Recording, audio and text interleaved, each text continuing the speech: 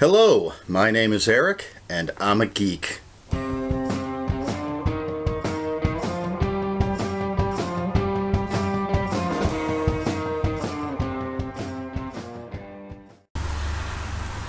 Hello, and welcome to the Casual Geek. I am Eric Smith. I am the Casual Geek. And this episode, I want to talk about Ant-Man. The movie just opened, well, technically yesterday, since it's after midnight. And I went to see it and enjoyed it very much. And I'll have a review for that in my other show, the Low Budget Review Show. This is more of just a general Ant-Man discussion, I suppose. So I want to start with a little bit of history. This isn't really in depth or anything, just a few facts. So for those of you who don't know, the original Ant-Man was Hank Pym.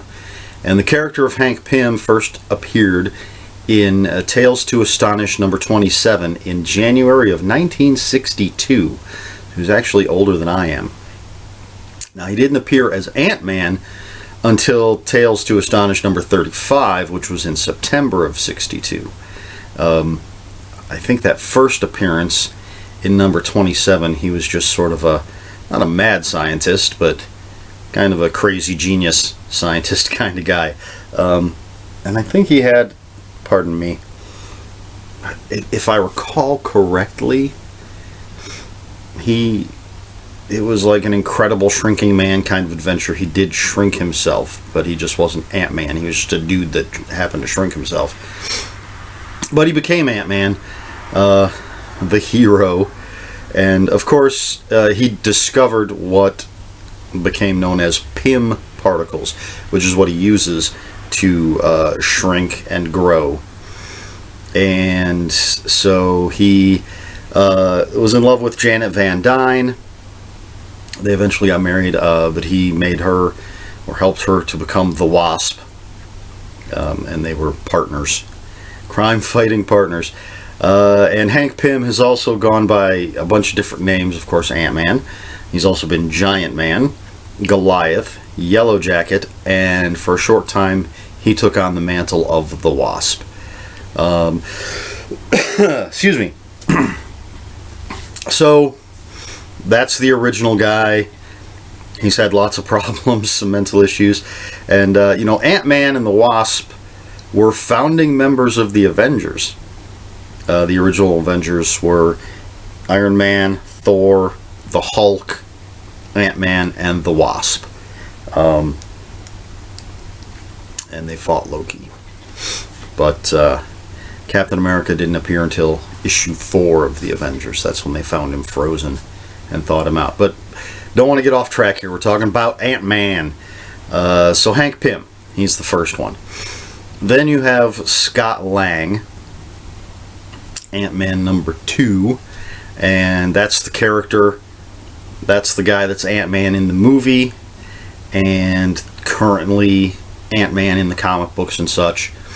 And Scott Lang's first appearance was in Avengers number 181 from March of 1979, and his first appearance of Ant-Man was in Marvel Premiere number 74 in April of 79. So just 1 month between his first appearance and then when he was Ant-Man.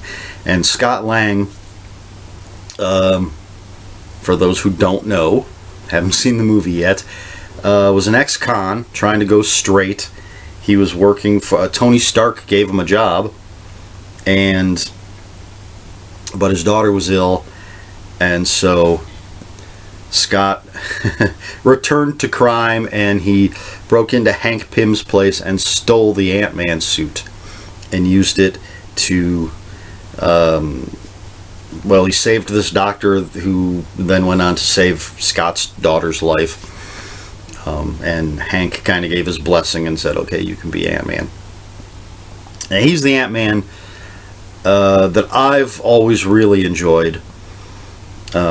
He in Iron Man, which used to be my favorite comic book, Scott Lang and Ant-Man were at one point practically a co-star of that book of Iron Man, since Scott Lang was working for Tony Stark.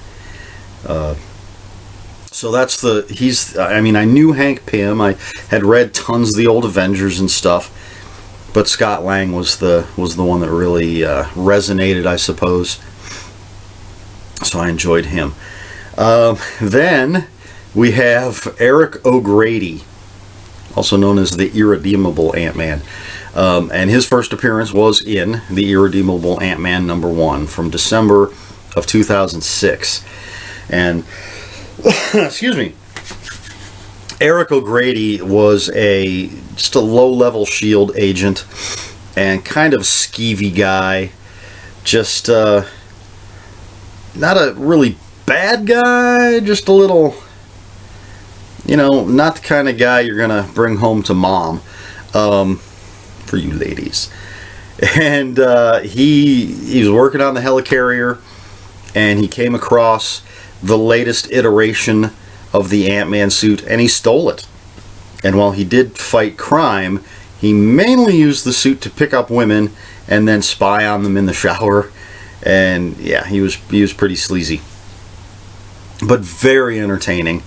And the Eric O'Grady Ant-Man was created by Robert Kirkman and Phil Hester. And for those of you in the know, Robert Kirkman is the creator of the Walking Dead comic book. And of course works on the Walking Dead TV show. And he's had plenty of other really great books. Invincible. He wrote the first Marvel Zombies miniseries. The Astounding Wolfman? Man, now I don't remember. He had a Wolfman superhero comic book that was really good. So yeah, Robert Kirkman, great writer, great creator. He came up with the Irredeemable Ant-Man, the kind of scummy Ant-Man. So those are your basic Ant-Men, as it were. As I said, just a little tiny bit of history for those who care, I guess. So as I said, I was familiar with Hank Pym, reading the old Avengers comics and stuff, and he was Ant-Man so seldom, it seems. Like I said, he was also Giant Man and Goliath and Yellow Jacket and the Wasp, and very, very interesting character. Not always the best guy. He did create Ultron. I mean, he didn't do it maliciously, but he was the creator of Ultron in the comic books. He did smack his wife, and the excuse was he had multiple personalities or something. Like Yellow Jacket was the sort of cocky, misogynistic personality, something like that. There's tons of history ever since 1962. So Hank Pym, very interesting character. Eric O'Grady, a lot of fun, a really fun book, but not a role model. So Scott Lang, as I said, basically when I was growing up and when I was really into Iron Man, Scott Lang was Ant-Man. I remember one of my favorite stories when I was collecting Iron Man had Iron Man and the Hulk fighting, and Iron Man basically put all of his energy into one punch and knocked the Hulk out, but it short-circuited all of his armor. And back then, he had eye slits and a mouth slit that were open, but there were covers that would come down, like if you had to go into space or underwater or whatever. There were covers that would come down and seal the slits. And when his armor short-circuited, the covers came down and basically locked him inside his armor with a very limited supply of air. So they had a fantastic voyage kind of thing going on where Ant-Man had to go inside Tony Stark's Iron Man armor and, maneuver through it and past all the defenses to reboot it, essentially, so that Tony Stark didn't die inside the tin can that his armor had become. And I thought that was a really fun story. Excuse me. Scott Lang, again, he's an ex-con, and Marvel has a lot of criminals who become heroes, it seems. You know, Hawkeye, Black Widow, Scarlet Witch, and Quicksilver were part of the Brotherhood of Evil Mutants when they first appeared, and they became Avengers. In the current Ant-Man comic book, Grizzly and Machine Smith are a couple of ex-villains that are now working with Ant-Man at a security firm. Gladiator, for those who watched the Daredevil Netflix series, Gladiator is a character in there, and he was in the comics. He was a bad guy who turned his life around. I believe he's still I don't even think he puts on the costume anymore. He's just not a bad guy anymore. He helps out Daredevil every once in a while. But anyway, Marvel likes to take bad guys and turn them into good guys, which is always almost always a good story if you can have somebody redeem themselves, and that's what Scott Lang is doing, and it's all for love of his daughter Cassie. Now, as far as current continuity goes, unfortunately, I have not read any comics in a while. I did get a copy of Ant-Man number 5 in my Marvel Collector Corps box, because the last month's theme was Ant-Man. I just read this. It's sort of a recap story, which I'm sure is why they chose this issue to put in the Collector Corps box. And it doesn't make any mention of Scott Lang's daughter Cassie being a hero in her own right. She was a founding member, I think, of Young Avengers, and went by the name Stature, used the Pym particles, and did the whole shrinking and growing thing. Now, I assume that's still part of continuity, because in this story they talk about how Pym particles have sort of saturated her heart. It's all part of the story. You got to read it. But there's no actual mention of the fact that she's been a hero. Not even sure how old she's supposed to be in this story, because, you know, I mean, characters get rebooted and everything, and especially with the big Secret Wars event and everything that's gone on, I don't know exactly how straightforward the Scott Lang continuity is at the moment. So unfortunately, I can't fill you in on all of that. If anybody knows, please let me know exactly what's been going on. I'm hoping to start getting back into some comics, and we'll see if Ant-Man is one that I can pick up. See what happens post Secret Wars. So, of course, I always love the outfit. So anyway, yeah, Cassie, you know, was always the reason for Scott going straight, trying to be a hero, because he loves his daughter, and that's the motivation for the character in the new movie. As I said, I'm going to review it in a different video, but it is the Scott Lang Ant-Man. Hank Pym is in there, but he's been retired, and Scott is just getting out of prison. He's trying to go straight, but there are issues with visitation with his daughter because he can't pay child support, and he loses his job because he's an ex-con, and decides he's gonna pull one more job.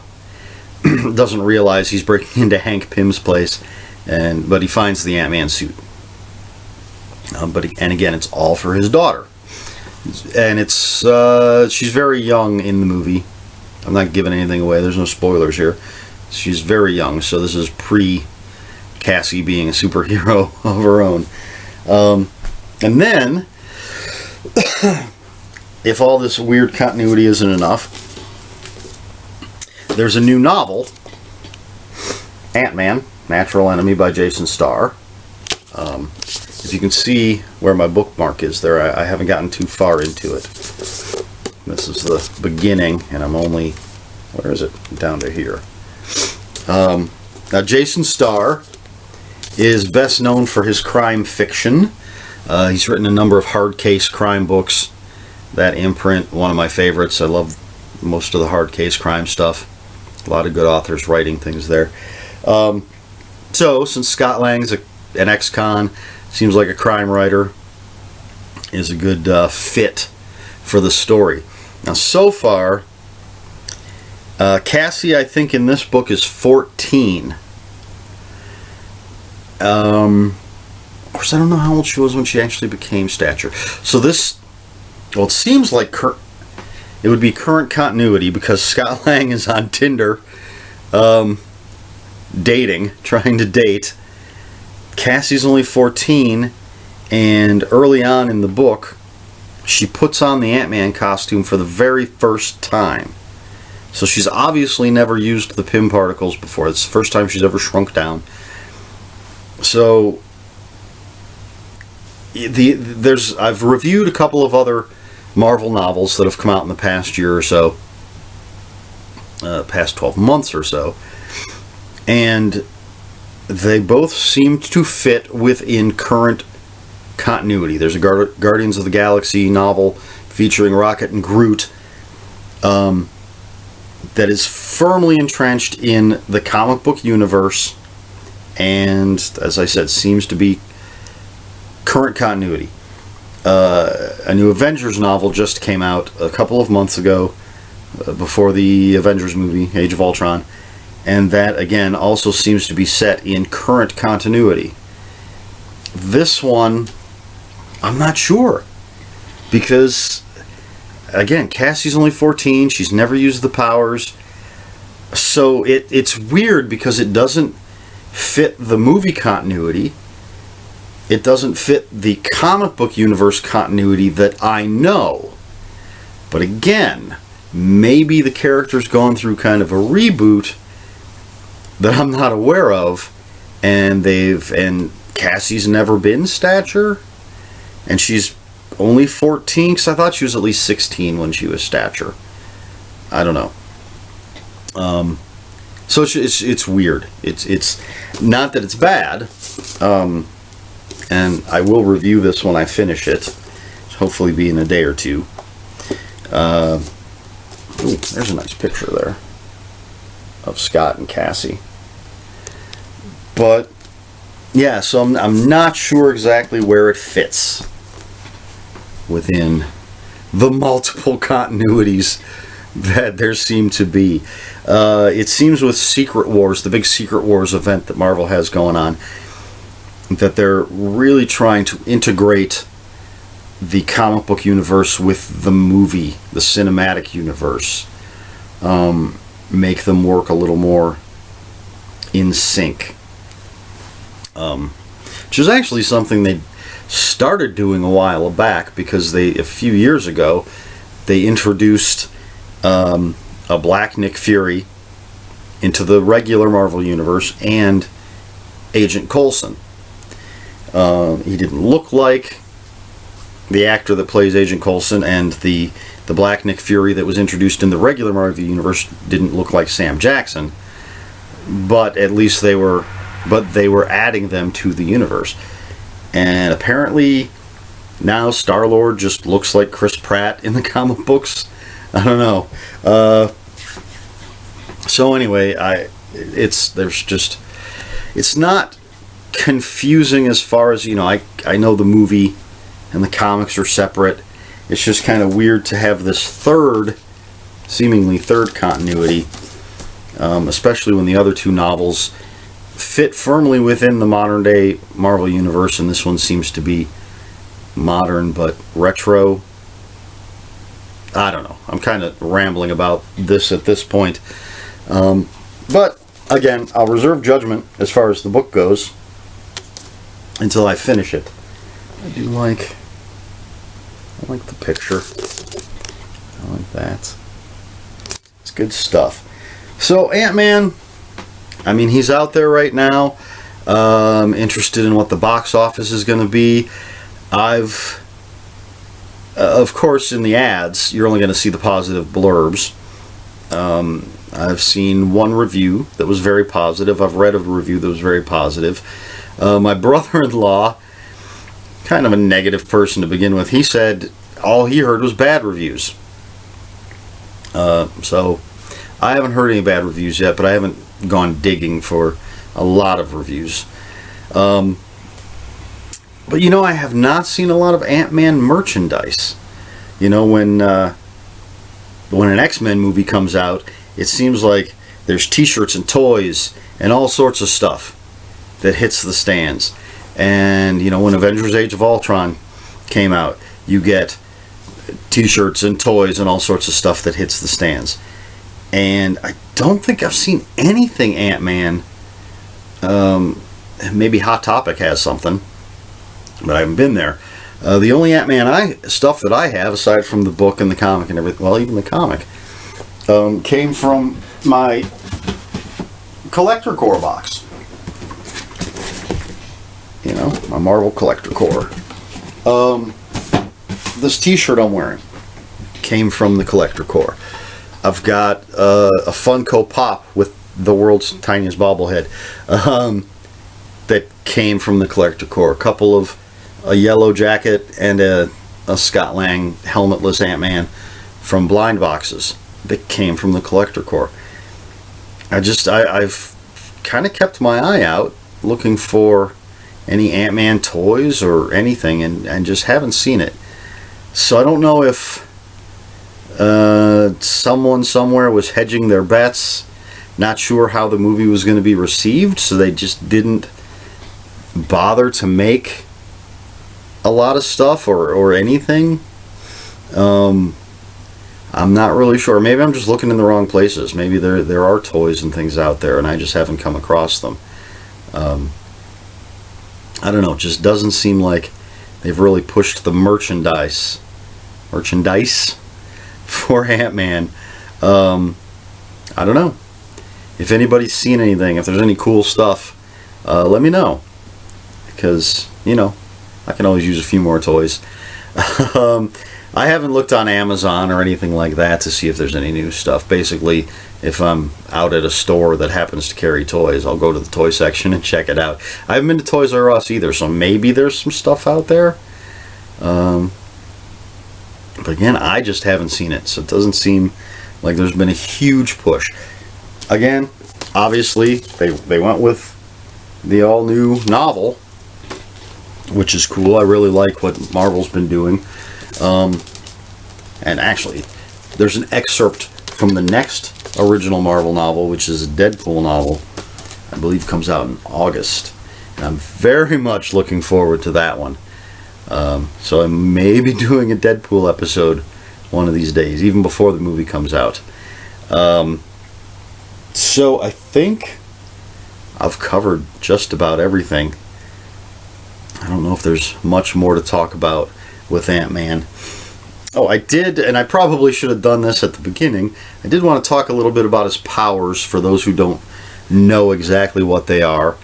And generally, and again, there might be some differences here and there and some new things that I'm not aware of. But essentially, Ant-Man uses, and whatever version of Ant-Man it is, uses Pym particles to shrink down to the size of an ant, or smaller, essentially. Since he can ride on an ant, he would have to be smaller than the ant to ride on it. When he is that size, he still retains his normal strength. So he doesn't have super strength, but if Scott Lang can pick up 200 pounds when he's normal sized, then he can still pick up 200 pounds when he's ant-sized. And not in a relative manner. Literally, if he had a bag of gravel that was 200 pounds and could lift it up off the ground, and then he shrunk down to the size of an ant, that exact same bag of gravel, he could pick it up. Although, I'm not sure how the leverage would work.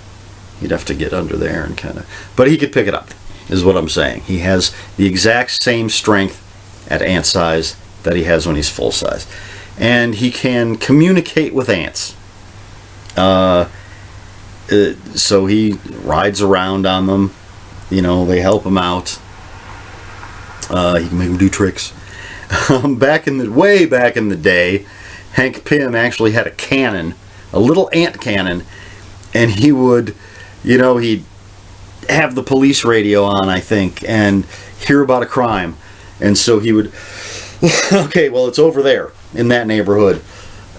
So he would aim the ant cannon and launch himself. He'd crawl into it, launch himself out the window, and then he would have like a bunch of ants make a cushion where he was going to land so he didn't get hurt. Something like that. It was really bizarre.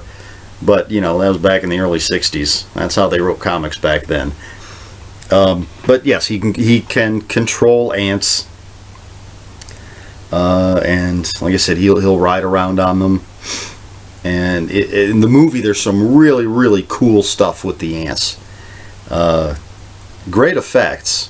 See, now I don't want to start reviewing the movie here, because I'm saving that for my other video. But I will say, great effects, and a lot of the ant stuff was really, really cool. The way they did some of the things, and the way Scott Lang used the ants to help him out. Really neat stuff. Alright, so I think that's basically all of his powers. He shrinks. And technically he can grow giant size too. I don't know that Scott ever does that, but Hank Pym did. Again, he was Giant Man and Goliath. Those weren't ironic names. And Cassie Lang, Scott's daughter, as stature, would grow. So the Pym particles do all sorts of stuff. They've been used throughout the Marvel Universe in some very interesting ways. So very cool. So that's Hank Pym's legacy, I guess. All right. I'm getting to that rambling point. I've gone over. I only had a few notes just to remind me of issue numbers and dates for the different Ant-Men and their premieres and such.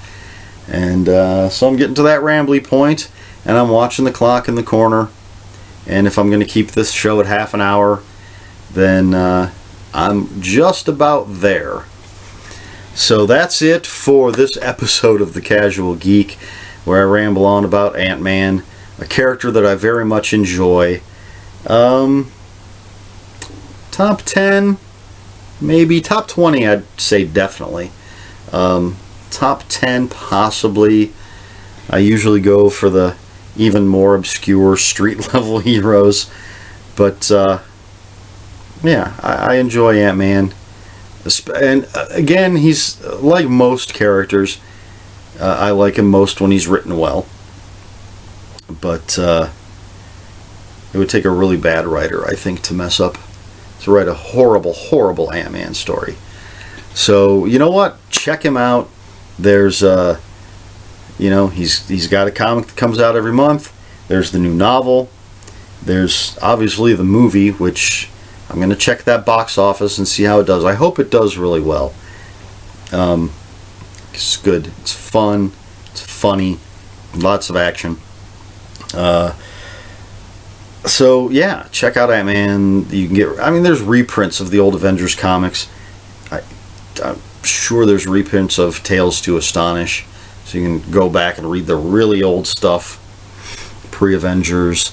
With trade paperbacks now, reprinting almost every comic that comes out, it seems, you may be able to find the Irredeemable Ant-Man. It only ran for 12 issues. But it was good stuff, really entertaining. So, I guess that's it. If you have any comments, questions, or corrections, please put them in the comments below. If you know of any cool toys or things that have come out for Ant-Man recently, let me know. I swear there was something else I mentioned earlier that I wanted to say to put in the comments, but now I've forgotten because it's late and it's hot and I'm tired. It's 3 in the morning, people. Come on. So anyway, comments below, please. Let's talk Ant-Man. Please like, share, and subscribe. and it looks like my time is just about up. So I'll see you next time.